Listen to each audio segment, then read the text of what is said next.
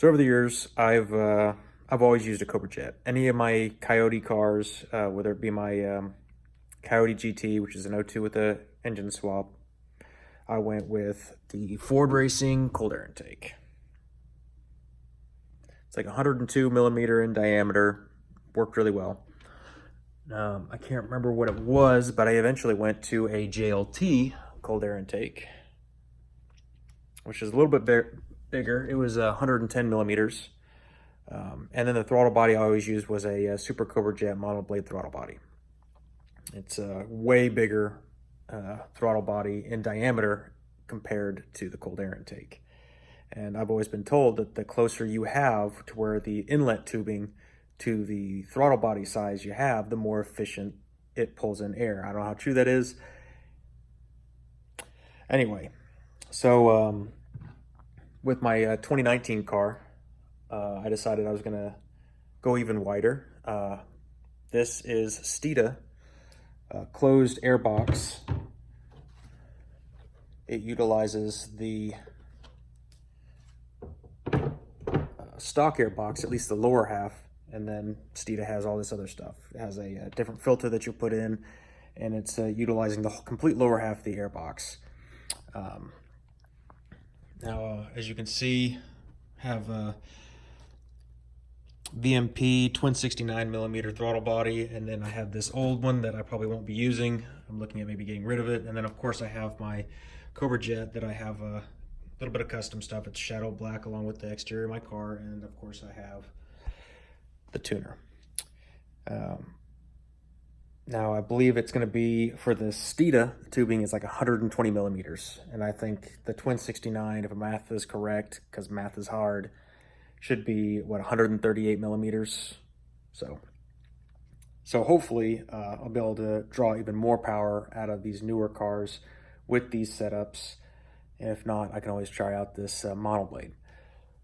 Another thing was looking at, actually I think I have, this is for my 2017 car, and as I'm aware, or not 2017, it was a 2015, excuse me, same difference. It utilizes this here. Well, there should be, I think it's a Veslos. It's basically like a widened out scoop that goes into that inlet from the grill and helps force air in. So with these things combined, when I'm, real world driving, should be able to force a little bit more air into the car, and hopefully the computer will be able to compensate for the extra air. But I'm excited to get this stuff done. I'm also looking at porting for the Cobra Jet. As I understand it, Air Solutions, a guy named Brett, does do the porting for about 300 bucks. Of course, you got to send your stuff off, and that should free up a little extra power, smooth out any imperfections from the molding from factory. And yeah, just finished up a deck lid swap on my car, which honestly I think I'll just go out and just show you the dang car. This is like the second video I've made regarding my vehicle, but I haven't shown the vehicle. I'm pretty proud of it. A lot of the parts that I've gotten have done really well. The previous thing that I did, which is actually just today, was the rear deck lid, and kind of the differences that you have there that I ran into and I experienced that kind of threw a wrench in my plans for, just a quick hour-long project.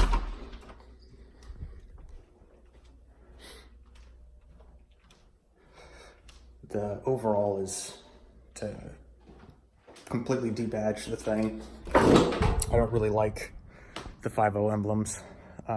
If I can't debadge it, or it's going to be too cost effective, I'll just put like some 2.3 liter badges on there. But so I got this front bumper from Icon, and the only fitment issues that I saw that I really didn't like, and they're easily fixable, was some of these doesn't line up quite well with the rest of the car, and then a molding issue on this side where this sits a little bit lower. Once again, these are all completely fixable. It's just a pet peeve of mine that I don't like when things don't fit as well as they should, but still, for what it is, I mean, it did a really good job. They did a really good job with that thing. And of course, my rear deck lid is as follows. I think it all looks really good. I'm pleased with it. I got to change up the wing. I don't really like the pedestal look. I think it's garbage. But yeah, that is the car. It needs a thorough washing, as black almost always does. Another issue that I saw that I really didn't like, and of course I did the stereotypical thing that everybody does when I had some splash guard rub, is I took a zip tie to it. Get a little bit closer look. You can see a lot of this is, you know, just a bunch of false advertising. Looks like a dang GT500. It is a GT500 modeled front bumper, but I didn't really want the badging on there where it says GT500, but they didn't hear me out. So that front bumper is from Icon. It's gonna run you a pretty penny, and then of course the cost of painting it is like 600 bucks, and I got that from a mom and pop place fixing the rain. The hood is a Cervinus 4-inch cowl, and the fitment on that was, I mean, it's Cervinus, it's like perfect. They're known for their show stuff. Another thing that I didn't really like about this front bumper is it has some place where you can put like a snake emblem if you wanted to. This I wanted out. But you can remove that. It's another thing that's pretty easy to fix. Of course, I have the GT350 replica wheels, 10s in the front, 11s in the back. I think it's 285, 35, 19. Yeah, for the front, and those are Cooper Xeon. And then the back, 325, 30, 19. So plenty of meat in the back. I want to go wider. I'm actually looking at wide body kits, particularly the RTR. But I don't like the price tag. I mean, literally, you just have fender flares. Why is that worth so much? But other than that, I'll wait until, or do some studying for, like, I think it was Duraflex has some decent looking fender flares, but I don't want anything that looks cheap. You know, certainly nobody wants to have a car that they're not proud of. But yeah. Oh, I almost forgot about this high flow filter, which I'm gonna end up putting this in now. I'm not gonna wait for the tuner and all that. Should net a couple extra. See light through it. That doesn't say that it breathes a lot better. I don't know what else will. But yeah, I'm gonna have to be setting up a dyno session. I'm going with a Lund tune. They've been really great about revising the tune. At first I was gonna go with the 102 millimeter Ford Racing throttle body, because Ford Racing parts and Ford Racing parts, or excuse me, Ford Performance parts and Ford Performance parts. You know, you'd think that they'd go together pretty well, but I certainly wanted that bigger diameter inlet outlet deal. So here we are.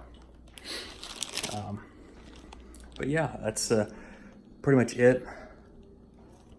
Right now the car is completely bone stock, other than a Corsa mid-pipe that I put in. It is really expensive, certainly more expensive than most mid-pipes you'll find.